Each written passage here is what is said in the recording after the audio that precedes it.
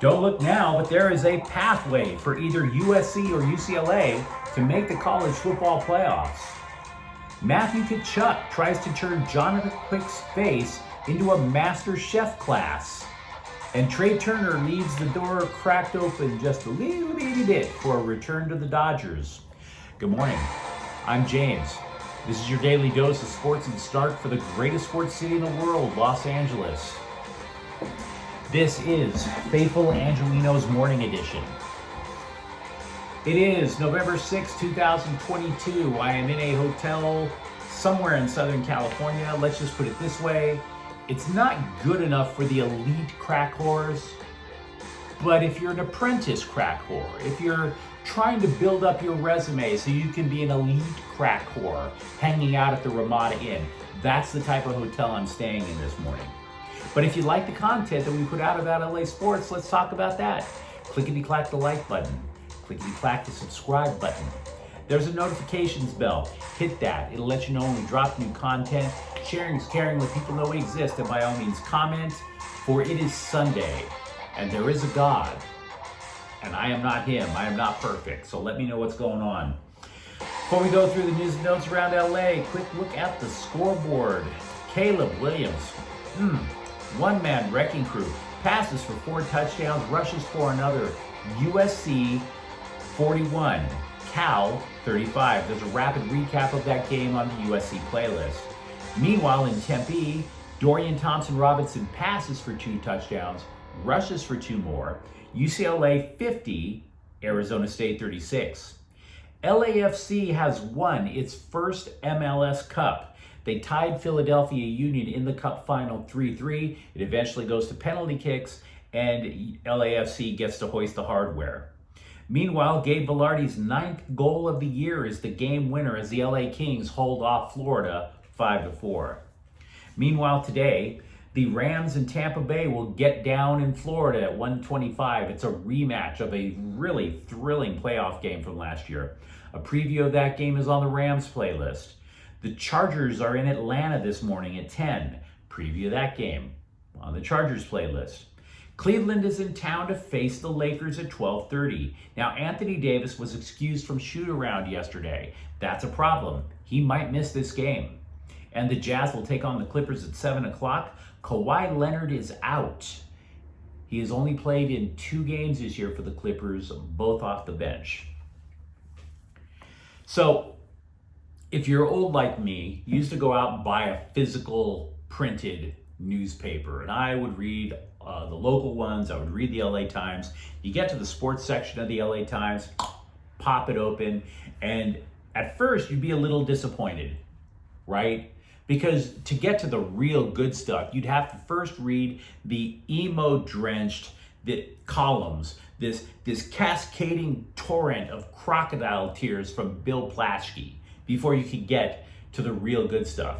And as a side note, just to let you know, when I have met Plaschke, but sometimes I imagine him, because he is so bloody emo in his columns, I just imagine him sitting at his typewriter or his computer wearing goth gear. It's so emotional, like a black hoodie, pewter skull ring, mascara on the eyes, combat boots, maybe even a corset. Yes, Bill Plaschke is the LA Times' version of a middle-aged goth kid.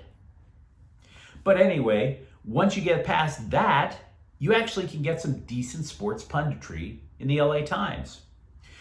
Yes, this morning, I should say, a guy outlined a path for either USC, ranked number 9 currently, or 10th ranked UCLA to get to the college football playoffs.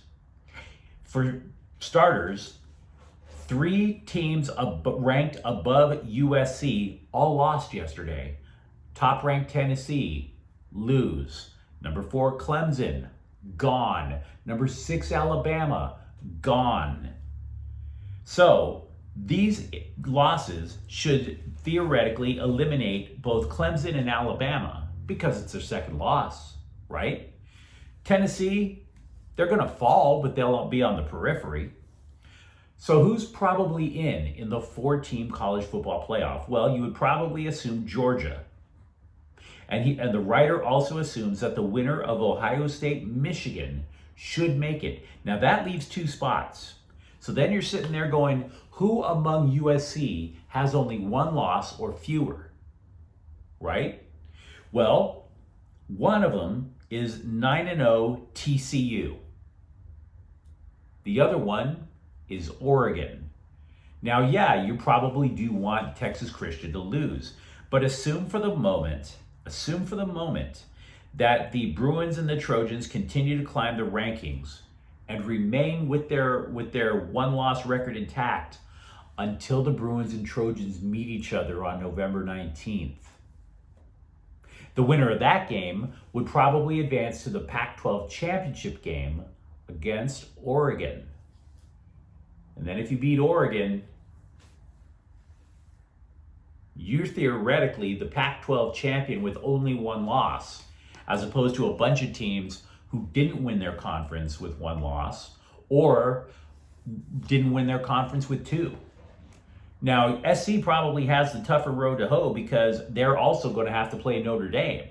Notre Dame, if my recollection is correct, Notre Dame's the team that took out Clemson last night. So, yes, there is a path. It's not necessarily a simple path, but there is a path for either the Bruins or Trojans to sneak into the college football playoffs. By the way, speaking of USC football, earlier this season, I was praising the Trojans defense because they had, through 6 games, allowed just 36 points in the second half. 6 points an average in the second half of the first 6 games. Well, I was assuming that meant the Trojans were listening to halftime adjustments, forcing turnovers. I was wrong. The Trojans in the last 3 games have allowed a minimum of 3 touchdowns in the second half. They did it again last night to Cal. They should have stopped Cal. It didn't happen. Cal hung in. Saw Saturday night's game with the LA Kings in Florida, the one I mentioned earlier. And I know hockey is a chippy game, but somebody in Toronto needs to remind Matthew Tkachuk not to act like a Benihana chef around Jonathan Quick's face. Multiple times in the final minute, I counted at least 3 times in the final minute, Tkachuk is literally taking the blade of his stick and trying to wedge it right into Quick's face mask, which is bizarre. And it's not just kind of dirty, it's extremely dirty. I mean, they used to say that the reason that fighting in hockey was allowed was because if you didn't allow them to fight, it's a chippy game and the stick starts to come up because you don't get to release it by throwing pit punches. Not with Matthew Tkachuk. Dude is just trying to gouge eyes out no matter what. Just not a good look for the league. There's going to be talking in Toronto about that, I'm telling you. The blog Mayor's Manor reports that Kings Quinton Byfield and Alex Turcotte are about to return to action. Now, Turcotte had a concussion. He hasn't played all year. He got the concussion late last year. He is practicing again with Ontario. He is not going full contact yet. He hasn't been in a game. Byfield was out sick with so-called flu-like symptoms. They didn't call it COVID. They didn't mention what it is. Byfield has missed 6 games so far this year in the season. Trey Turner said he is open to re-signing with the Dodgers. He was second in the major leagues in base hits last year. He was an all-star. He is also expected to command somewhere in the neighborhood of $300 million in his next deal. So would you do it? Right? Meanwhile, ESPN ranked the way too early baseball power rankings. The Dodgers are at 5. Keep in mind that is subject to change. The Dodgers could have as much as $119 million in payroll space this year that they didn't have last year. Running back for the Rams remains unsettled. Take Kyren Williams, the rookie out of Notre Dame. He has been out since week 1 with an ankle. He should have been activated, you would think, for this week's game against Tampa Bay or today's game. Didn't happen. He's not activated. Also, the Rams activated a guy named Ronnie Rivers, who I admit I know nothing about. Why does this matter? Well, it matters because Cam Akers won't be playing either. Even weirder for the Rams running back situation, they didn't fire their running back coach Rashad Samples, but head coach Sean McVay has asked the assistant head coach, Thomas Brown, to oversee the group of running backs. So a semi-non-demotion for Rashad Samples. Tight end for the Chargers, Donald Parham, will not only miss this week's game in Atlanta. The Chargers placed him on IR. He has a hamstring injury. Also, good news for the opponents, the Falcons, which is bad news for the Chargers. They have activated Cordarrelle Patterson from the IR. Patterson was the Falcons' primary running back, but he missed the last 4 games due to injury. USC basketball coach Andy Enfield says the Trojans will be led by guards instead of big men this year. He likes Boogie Ellis and Drew Peterson, who have been with the program for a while. This is a big departure for the Trojans because they used to rely on big men when they had the Mobley brothers in the fold. That's not the case now. Enfield also said that Vince Iwuchukwu is healthy. Quote, he looks great. He's riding the bike every day, exercising, unquote.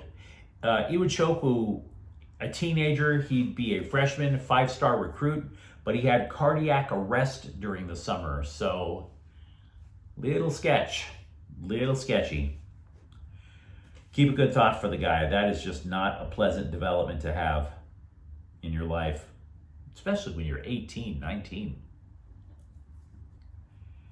Galaxy midfielder Ricky Puig trashed his former team in the sense that he thanked his former teammate, Gerard Piqué. Piqué retired, okay?